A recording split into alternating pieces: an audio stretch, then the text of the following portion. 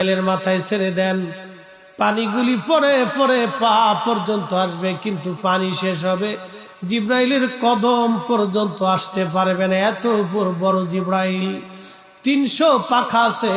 আল্লাহর দুনিয়া থেকে আসমানে যাইতে জিব্রাইলের 300 পাখা লাগে না। একটা পাখা দিয়ে একটা বাড়ি দিলে আসমান চলে যায়, একটা পাখা দিয়ে একটা বাড়ি দিলে জিব্রাইল আসমানে যায়। বাকি 599 পাখা কোনো কাজে লাগে না, ওটা ওইভাবে রেখে দিতে হয়। এই জিব্রাইল আল্লাহকে বলেন, আল্লাহ বেহেশত দেখবো। আল্লাহ বলেন যাও।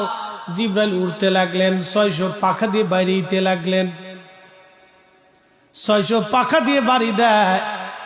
উড়তে উড়তে জিব্রাইল ক্লান্ত হয়ে গেলেন, একটা খুঁটি পাইলেন, খুঁটির পাশে বসে বললেন, রব আর কত দূর আছে? আল্লাহ বলেন, জিব্রাইল কেবলমাত্র একটা খুঁটিতে গেছে।